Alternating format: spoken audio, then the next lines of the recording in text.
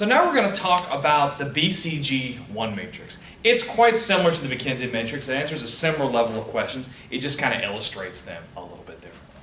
So in contrast to a graph, although you could certainly draw this as a graph, we're looking at a 2x2 matrix. I'm going to draw these pretty big, so if I can write big and everyone can see.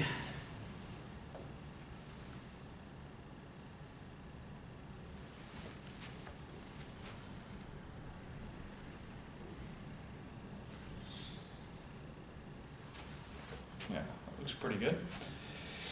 So on your quote-unquote y-axis, you have market growth rate.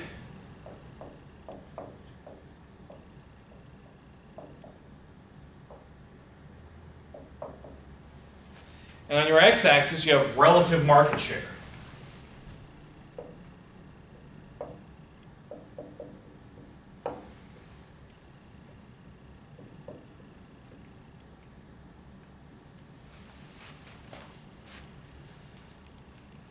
And so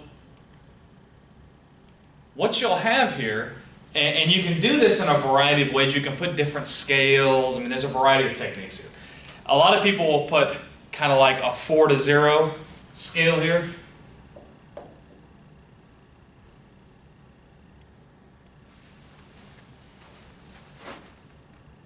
With increments of, every quarter point. That's one way of doing it. And then market growth rate, typically goes from something like that's reasonable in business, like, I don't know, 30%, all the way down to, maybe a -10.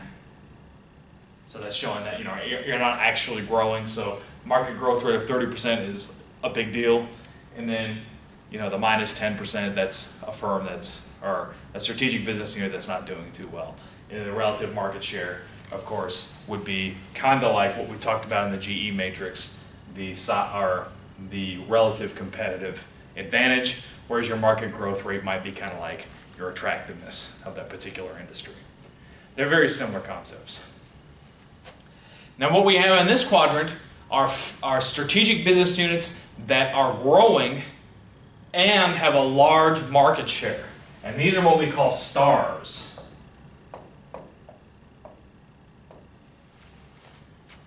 What we have here is a relatively large market share, but it's not growing a lot. This is what we call a cash cow.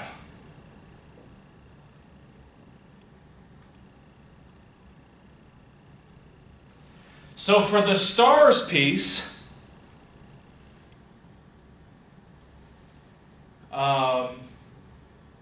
you've got firms or strategic business units that are really the best performers within the corporation. They're growing and they have a dominant position. Cash cow are those ones that's like, well, it may not be growing all that much, but we've still got a relatively good position, and this is a strategic business unit that can generate considerable amounts of cash that we can use for other purposes in the firm. Because you probably want to keep investing in your stars, but you probably don't want to invest in your cash cows too much because the market itself is not growing too much. Up here we have question marks.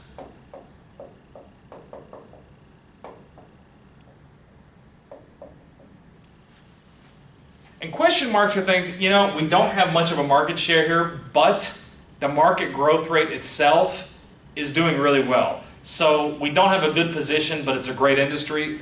Don't exactly know what to do. And then we have the dogs. And dogs are the ones, it's not a very good industry as a whole, and we don't have a very good competitive position in it. Now let's talk about these axes themselves real quick. The market annual growth rate measures things like the increase in volume or value from one year to another, and you normally do a medium-term plan, like 5 or 10 years. Now, the criteria can come from things like the life cycle model that we talked about previously. So firms in a growth or emergence phase might be something that would have a higher market growth rate versus something like an industry that's in decline. Okay. And then the growth rate determines the level of investment required to fund the increasing need for working capital and investment. So if it's a higher market growth rate, you'd probably need to invest more than you would for your cash cows with a lower market growth rate. And then your relative market share, again, is the ratio between the activity's sales, whether you talk about volume or value, versus sales of the best class competitor. And if the ratio is greater than 1, then the activity is generally seen to be better positioned on the experience curve than their competitors, which would explain lower costs and higher profits. And cash flows are generally generated by activities that are proportional to their relative market share and, of course, to the absolute size of the activity. So what do you do when you've got strategic business units here? And again, it's the same thing here. Did manage to get a red pen during break. You would draw your large bubbles here relative to the amount of income that you're generating. So things like your stars, you might have, wow, that's a bright color. Something here. You got something that's quite a bit larger here in terms of potential revenue. Something small here. Something huge here.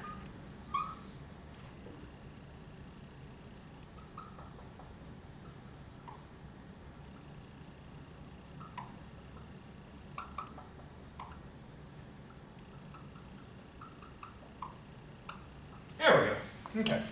So the question that you got to ask here is, whoops, what do I do?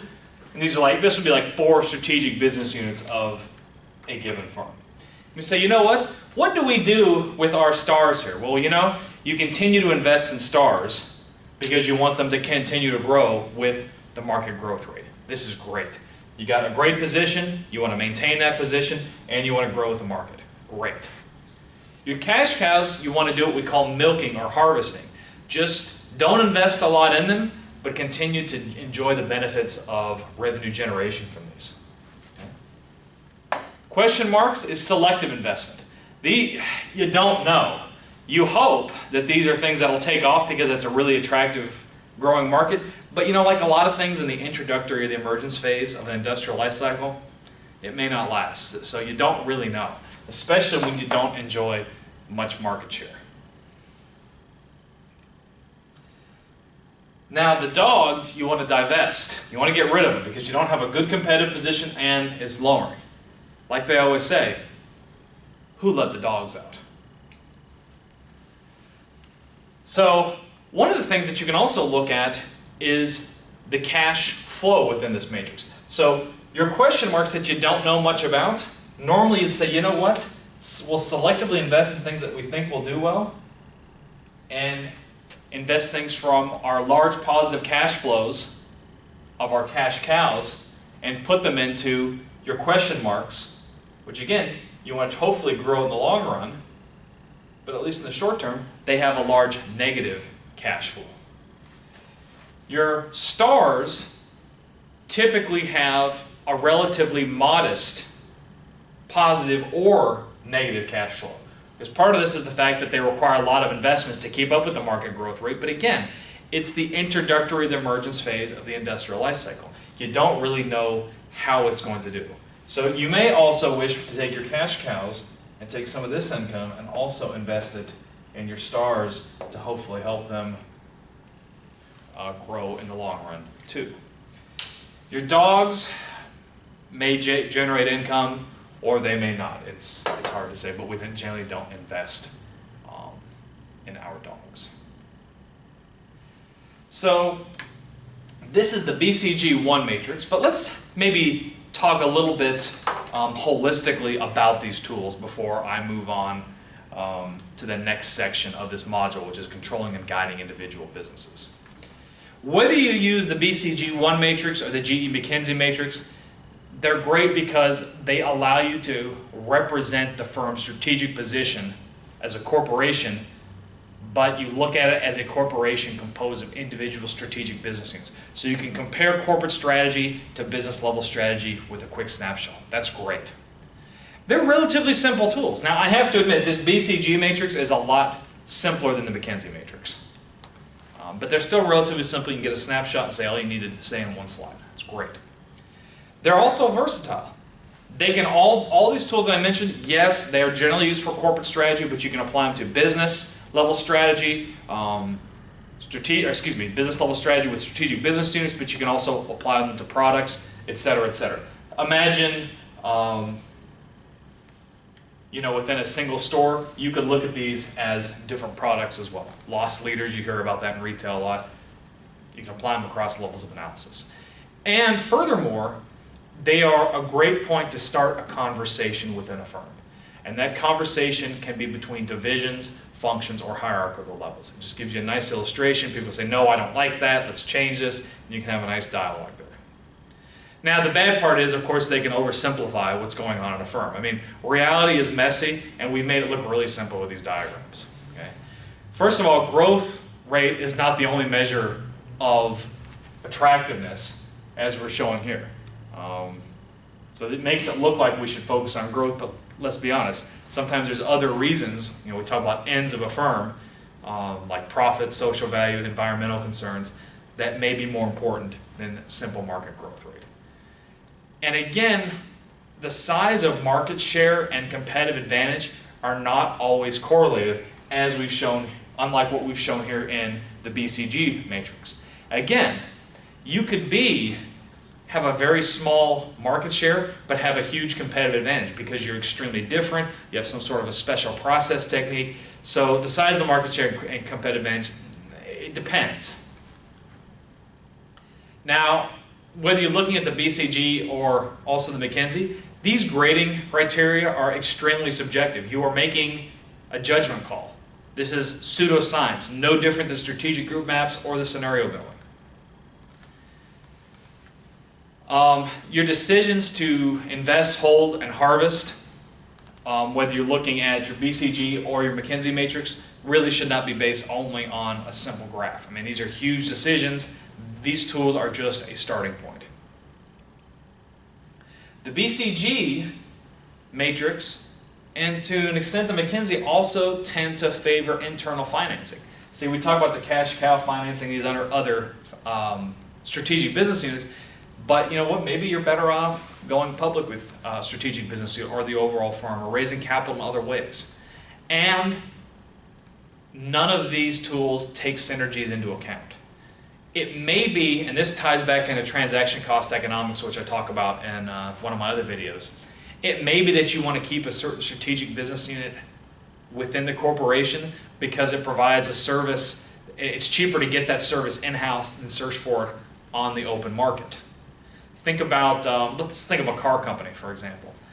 Yes, it might be true that the tire-making portion of a car company consistently loses money, but it's cheaper to lose money making tires in-house than it would be to overpay for tires in the open market. That might be something that you would consider because you need tires for the vehicles. So the synergies are not taken into account. So what we're going to talk about in the next video is controlling and guiding individual businesses. I'm looking forward to seeing you then.